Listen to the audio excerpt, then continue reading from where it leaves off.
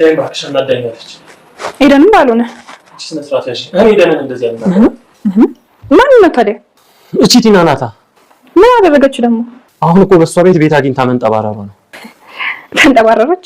ነፍሷን አታውቅም እኮ ይሄን ቤቱን ሽጬ እመልሳለሁ ብላ ከአንዱ ተበደራ ሪዞርት ነች። ታስቁኛላችሁ እኮ። አንቺማ ተጫወችብን። አንተም መጣ ከዚህ ቤት ስለመውጣት ታወራኛለህ። እሷን በመጣሽ ቁጥር እንደምታስወጣኝ ነው የምታወራው። ቆይ ሙድ እያሽብን ነበር። ምን ላድርግ? እንደናንተ ለመዝናኛ ተብሎ የተመደበ ሰዓት ስለሌለኝ በእናንተ ልዝናና ብዬ እኮ ነው።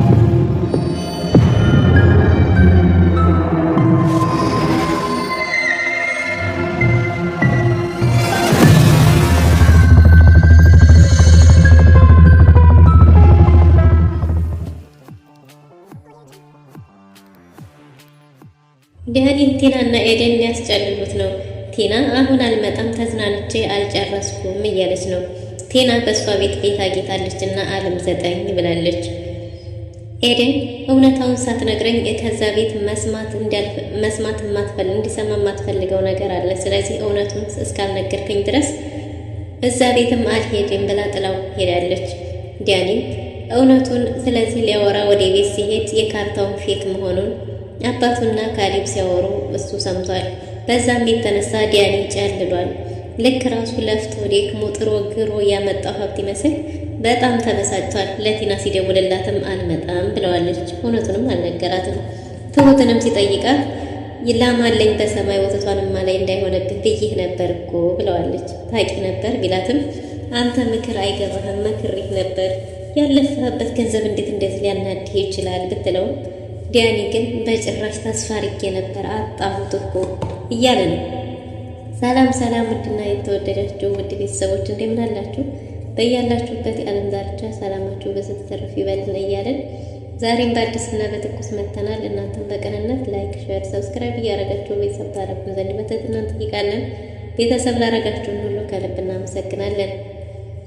ግፈኛዋ ሚስት ተከታታይ ድራማ በባለፈው ክፍል እንደተመለከት ነው እንግዲህ ዳኒ ኤደንን ወደዛ ቤት እንድንሄድ አባዬን ሰላም ብየው ልመለስ ብትለውም ዳኒ ደግሞ ወደዛ ቤት ለምንድን ነው የምትሄጂው? እነሱ ሰዎች እንደምታስቢያቸው አይደለም፣ እኔም ያን ያህል አላምናቸውም ብሏት ነበር። ያንተ ዘመዶች እኮ ናቸው፣ ይህ ተባል ናቸው። ምንድን ነው እዛ ቤት ያለው ሚስጥር? እውነቱ ምንድን ነው? እኔ እንዳልሰማ እንዳላውቅ የፈለግከው ነገር እውነታውን ንገረኝና እኔም ለወቅ ብትለውም ምንም አይነት እውነት የለውም፣ ግን ካሌብን እፈራዋለሁ ብሏታል። ይህ ተባል አይደለም እንዴ ብትለው ሌላ ሰው አስተዋውቆች ለሌላ ሰው ቢደርስ ብቻ ቀናለሁ፣ ከሴት ጋርም ብትሆኝ ራሱ ቀናለሁ፣ ባክሽ ተረጅኝ እያላት ነበር። እሷም ሀሳቤን ቀይሬያለሁ በቃ አልሄድም ብላ ጥላው ሄዳለች። ምግብም እንብላ ፊልምም ልጋብዝሽ ምንም ቢላት ምንም ነገር አይሻኝም አልፈልግም ብላ ውጭ አርጋው ጥላ ሄዳለች። ኤደን ወደ ቤት መጣ። የካሌብን አባት እባክህ አባዬ የማማክርሃለኝ የት ነህ ብላ ደውላለት ነበር። እሱም ላይ ቶሎ ቤቴን የልጅ ቤት እናወራለን ብለው ቀጥሯታል። ካሌብና አባቱ ቁጭ ብለው የቤተሰብ ጨዋታ እየተጫወቱ አድራሿን እንዲህ ያጠፋችበት እኮ ቲና ምን እያሰበች ሆን? ለወደፊቷስ ምን እያቀደች ሆን? የወደፊቱ ነገር እያስፈራኝ ነው አባዬ፣ አንተስ ምን ለማድረግ አስበሃል እያለው ነበር። እንዴ ግልጽ እኮ ነው፣ ምንም የሚያሳስብህ ነገር የለም አያሳስብህ ብሎት ነበር። እናም አሁን እኮ በእሷ ቤት ኦሪጂናል ካርታ ነው ይዛ ሄደችው አይደል እያለ ሲያወሩ ዳኒ አጋጣሚ ደርሶ ስለነበረ በር ላይ ተለጥፎ ሲያዳምጣቸው ነበር። እናም እንግዲህ ካሌብና አባቱ እየተሳሳቁ ነበር። አዎ በእሷ ቤትማ ቤት አጊታ ሊያልፍላት የያዘችውን ጨርሳ ትምጣ እያሉ እየሳቁ እየተጫወቱ ነበር። ዳኒ ይህንን ስለሰማ ወደ ቤት ሳይገባ ተመልሶ ሄዶ ለቲና ደውሎላታል። መች ነው የምትመጪው? ነይ፣ የምትዘገይ ከሆነ እኔን አታገኘኝም ቢላትም እሷም አይ ደግሞ አሁንም ልጭሁብኝ ነው። አሁን ደግሞ ምን ይፈጠር ነው የምትለው? ገና ተዝናንቻ አልጨረስኩኝም እመጣለሁ ብለዋለች። እንግዲህ አስፈጥነሽ እስካልመጣሽ ድረስ እኔን አታገኘኝም ብሏታል እሱ። እሷም እንግዲህ እመጣለሁ ብላው ግን በዚህ ቀን ብላ አልነገረችውም። እናም ስትለጠጥበት እንደ በፊቱ ስላልሆነ ቲና የከዳችው ያህል ተሰምቶታል። በዛ ላይ ደግሞ የካርታው ፌክ መሆን ጭምር ተጨማምሮበት ዳኒ እጅግ በጣም እሳት ለብሶ እሳት ጎርሶ ወደ ኤደን ዘንድ ሄዷል። እሱ የፈለገው ኤደን እንድታጽናናው እንድታበረታው ቢሆንም ያሰብኩት ስራ ተበላሸብኝ፣ ትልቅ ቢዝነስ ያስገኛል ያልኩሽ ተበላሽቶብኛል ሲላት ምናልባትም እሱ ያንተ ስላልሆነ ሊሆን ይችላል፣ ፈጣሪ ላንተ ስላላለው ነው የሚሆነው እና ስለዚህ ምንም አያናድም ብትለው እንዴት እንደዚህ ትይኛለሽ? በዚህ ሰዓት እኔ እንደዛ እንድትይኝ እንድትሰብኪኝ አይደለም የምፈልገው። ሰርተህ ታገኘዋለህ ወይ የሆነ ነገር ብቻ እንድታጽናኝ ነው የምፈልገው እንጂ እንዴት እንደዚህ ትይኛለሽ ብሏታል ኤደን።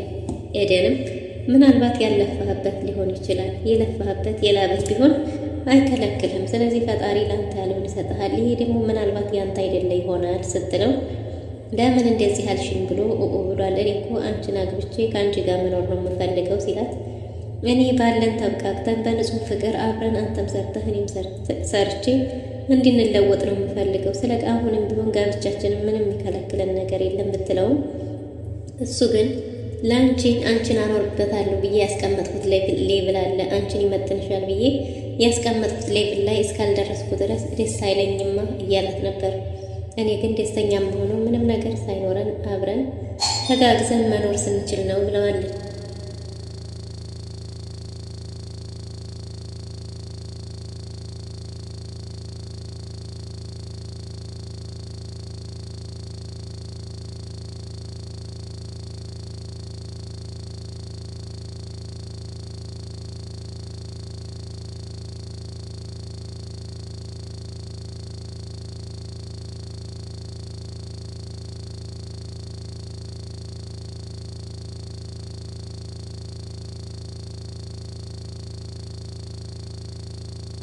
እናም እንግዲህ ለምን እንደዛ አልሽኝ ብሎ በጣም ተናዶ ዳኒ ወደ ቤት ሄዷል። ወደ ቤት ሄዶም ለካሊብ አባት ጓደኛዬ ከዳኝ፣ ጥሩ ገንዘብ አገኝበታለሁ ያልኩት ስራ ተበላሽ እያለው ነበር።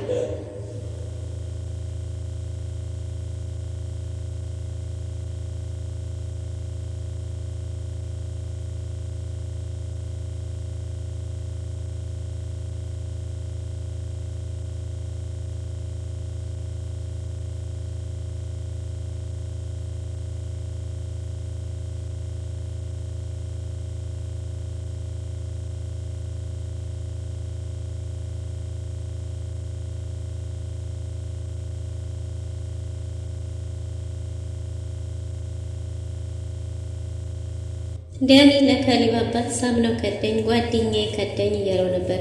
ገንዘብ ነው አትፍረድበት፣ ምናልባትም እሱ ከዚህ በፊት ተከርቶ የሚያውቅ ይሆናል። ተከርቶ የሚያውቅ ሰው ከሆነ ደግሞ አትፍረድበት እያለው ነበር። ቢሆንስ እንደዚህ እያመንኩት ሳምነው እንዴት ይከዳኛል? አመኘው ነበር እኮ አለው። እሱም ምናልባት ከዚህ በፊት ታምኖ የተከዳ ሰው ሊሆን ይችላል እና አትፍረድ ብሎት ነበር። እንዴ በጣም ብዙ ነገር ተስፋ አድርጌያለሁ እኮ ብዙ ነገር ጠብቄ ነበር እኮ ከዳኝ እኮ ሳምነው ነው የከዳኝ። እኔ ከዚህ በኋላ ህይወትን ማስከፈል እንኳን እስከ ግድያም እንኳን ቢሆን እጋፈጣለሁ እንጂ እንዲህ በቀላል አልፋታውም ብሎታል።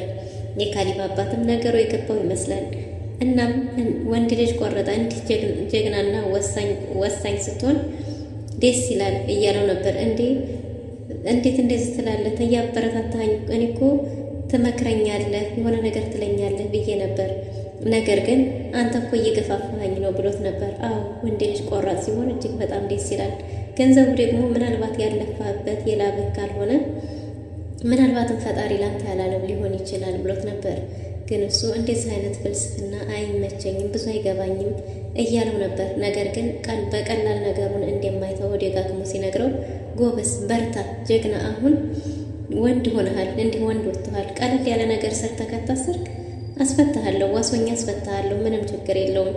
ሰው ከገደልክ ዕድሜ ልክህን ትበሰብሳለህ፣ ደግሞም ከሰረክ ትታሰራለህ። ትርፉ ምንድን ነው እያለው ነበረ። እና ዳኒም ምንም አይነት መረጋጋት አይታይበትም። እጅግ በጣም እንዳራስ ነብር አድርጎታል።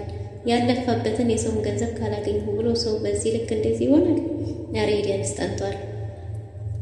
ኤደን ለካሊብ አባት ደውላ አባዬ የት ነህ? መምጣት ፈልጌ ነበር ማማክርሃለኝ ብለዋለች። ካሊብና አባቱ ሻይ ቤት ቁጭ ብለው ነበር። እሱም ስለ ዳኒ እያወራ ነበር። ዳኒ እውነቱን የደረሰበት ይመስላል፣ የሆነ ነገር የሚያውቀው ነገር ያለ ይመስላል እያለው ነበር። እንዴት ያውቃል ሲልም ቢያውቅስ እኛ ምን አሻን ይውቅ፣ ካወቀ ደግሞ ይነግራታል፣ ከነገራት ደግሞ ትመጣለች። እና ታዲያ ምንድናረግ ነው አባዬ? ነገሩ ያስፈራል ቢለውም ምንም የሚያስፈራ ነገር የለም፣ እነሱ ይሰቡ እንጂ እኛ ምንም የሚያሳስበን ነገር የለም። እኛ አልሰረቅን፣ የሰው አልቀማን፣ የራሳችንን ነው እያለው ነበር። እንዴ ምናልባትስ ትክክለኛውን ካርታ ቢወስዱስ እያለው ነበር። ምንም የሚያገኙት ነገር የለም፣ እንደፈለጉ ይሁኑ ብሏል። የካሊብ አባት እጅግ በጣም ጠንቃቃና አስተዋይ ሰው ይመስላል። እናም እንግዲህ ኤደን ስትመጣ አብሬ አልሆንም እናንተ ስትተጫወቱ እኔ ወደዚሁ ልቆይ ብሎ ነበር። ካሌብ አይ መኖርማ ያለብህ አንተ ነህ ሚስጥር ነው ካለች ትወጣለህ፣ አለዛም ደግሞ አብረህ ተቀምጠህ ትሰማለህ። እንደውም ጥሩ አጋጣሚ ነው በአንዴ ድንጋይ ሁለት ወፍ ብሎታል። ነገር ግን ካሌብ ምንም አይነት መረጋጋት አይታይበትም። አባዬ የምታደርገው ነገር ግን እያለው ነበር። አንተ ለእኔ አባትህ አንድ ነገር ማድረግ ያቅተሃል? እኔ እኮ ለአንተ በጣም ብዙ ነገር ሁኜልሃለሁ። አንተ ግን ለእኔ አንድ ነገር እንኳን አትሆንም። በጣም አታበሳጨኝ እያለው ነበር። እናም ተያይዘው ወደ ቤታቸው ሄደው ሲጠብቁ እቤት ኤደን መታለች። ኤደን ስትመጣ ሁላቸውም ብድግ ብለው በክብር ከተቀበሏት በኋላ አባዬ እኔ ሌላ ሰው ማማክረዋል የለኝም አንተን ላማክርህ ነበር ስትለው የኔ ልጅ አብሽሪ አማክሪኝ ምንድን ነው ብሏት ነበር። በቃ እናንተ ተጫዋቱ እኔ ልውጣ ቢልም ካሌብ አይ ተቀመጥ ምንም ሚስጥር አይደለም እኮ ነገሩ ብለዋለች። እናም ዲያኔን እንድትመክርልኝ ነበር። እኔ ሌላ ማማክረው ሰው የለኝም። እኔ ደግሞ ማግባት እፈልጋለሁ፣ አንድ ላይ መሰብሰብ እፈልጋለሁ፣ ባለን ተብቃቅተን እንድንኖር እፈልጋለሁ። እሱ ግን አንድ ስራ ተበላሸብኝ እያለ የሚሆነውን አጥቷል አለችው። ስለሚሰራው ስራ ታውቂያለሽ? ምንድን ነው የሚሰራው ብላትም እኔ ምንም የማውቀው ነገር የለም፣ ምናልባት ወንጀልስ ቢሆን ምናልባት ይህ ስራ እሱ በላቡ የለፋበትስ ባይሆን እያለችው ነበር። እናም ደግሞ ያንተ ያልሆነ ፈጣሪ ያልፈቀደው ሊሆን ይችላል፣ ምናልባትም የሰው ላብ ሊሆን ይችላል ብዬ ስለው እጅግ በጣም ተበሳጭቶ ጥሎኝ ሄደ እና የሚሆነውን አጥቷል እንድትመክርልኝ ብዬ ነው ስትልም እሺ የኔ ልጅ እመክረዋለሁ፣ አንቺ ብቻ ጠንክሪ በርቺ አይዞሽ እያላት ነበር። እናም ካሌብ ውስጡ የከጀላት ይመስላል። ሰረቅ እያደረገም ይመለከታታል። አባትየው ሲለው ግን ያዙ ልቀቁኝ ይላል። እናም በቃ እኔ ልሂድ ስትል ተጫዋች እንጂ የት ነው የምትሄጂው ቢላትም አይ እኔ ልሂድ፣ በዛ ላይ እሱ እንዲያገኘኝም እንዲያቀብኝም አልፈልግም ብላለች። እንግዲያስ ሸኛት ብሎታል ካሌብን። እንዲህ አባዬ ምናምን ሲል ሸኛት ሲለው እሺ እሺ ብሎ ለአባቱ ምስል ከተነሳ በኋላ አባቱ ባይኑ ሲያናግረው ተነስተው ኤደንና ካሌብ ሊሸኛት ወጥቷል። ካሌብ ረጅሙ መንገድ እስከሚሄዱ ድረስ ምንም አይነት ወሬ አላወሩም። ግን በስተመጨረሻም ስለሚሰራው ስራ ማወቅ ስለ ትዳር እየጠየቀችው ነበር። አየሽ የኔ ሚስት ከወጣች ከሳምንት በላይ ሆኗታል። ስለዚህ ትዳርን ለመጠበቅም ሆነ ላለመጠበቅም አንዳንዴ ያስቸግራል። እናም የምታገቢው ሰው በጥንቃቄ ማወቅ ይኖርብሻል እያላት ነበር። እሷም እያስፈራራኸኝ ነው እንዴ ብትለውም አይ እንደዛ አይደለም፣ ነገር ግን ቢያንስ አጠገብሽ ስላለው ሰው የማወቅ እድሉ አሁናለሽ፣ አሁን በዚህ ባለሽበት ማጣራት ትችያለሽ እያላት ነበር። እሱስ እውነትህን ነው ብላ ቻው ተባብለው ተሸኛይተው ተመልሰዋል። ዲያኒ ወደዛ ቤት ሲሮጥ ሄዶ ስለተፈጠረው ነገር ለትሁት ነግሯታል። ትሁት ደግሞ ለካሌብና ለአባቱ ስትነግራቸው ዲያኒ ተደብቁ ሁሉንም ነገር ሲያዳምጣችሁ ነበር ሰምቷችኋል ስትል እሰይ እንኳን ሰማ ይንገራት ምን አሻም ብለው እነሱ እየሳቁ ነው። እሱ ግን የሚሆነውን አጥቷል፣ አብዷል። ልክ እሱ ለፍቶ ደክሞ ጥሮ ግሮ የሰራው የከሰረበት ነው የሚመስለው ብላ ነበር ስትላቸው ሁላቸውም ተሳስቀዋል። ግን እኔ እያስፈራኝ ነው አባዬ ብሏል። አሁንም በድጋሚ ምንም የሚያስፈራህ ነገር የለም፣ ከፈለገ አሁን ሄዶ ይንገራት፣ ከዛም ደግሞ ትመጣልሃለች እያለው ነበር። ስትመጣስ ምን ታረጋለች የሚለውን ነገር እኮ ነው የሚያስፈራው ቢለውም ከዚህ እስካሁን ካሳለፍኩት የበለጠ ምንም የሚሆን ነገር የለም አትፍራ ብሎታል። እና ምን አስባችኋል ብትልም እንዴ ምንም ማሰብ የሚያስፈልገው ነገር የለም እኮ ምክንያቱም እነሱ ይሰቡ እንጂ እኛ ምን አሳሰበን ብሏል የካሌብ አባት። ትሁትም የዲያኒ አማካሪ ሆናለች። ዲያኒ በጨነቀው ቁጥር እየሮጠ ትሁትን ምከሪኝ እያለ ነበር። ካሌብ ምሳ ጋብዣታለሁ ትሁት ኤደንን አግኝቻት ሲለው እብድ ሆኗል። እሷንም አግኝቶ ቢጠይቃትም እና ምን ችግር አለው ስትለው የበለጠ ተለዋውጧል። ትሁትንም መጥቶ ሲያማክራት አይ ካሌብ አይን የቀለባት ይመስለኛል፣ ይችን የመሰለች ልጅ አንተ አትመጥናትም፣ ምናልባትም ከተዘናጋ ልታጣት ትችላለህ ብላ ይባስ ብላ መርዶውን አሰምተዋለች።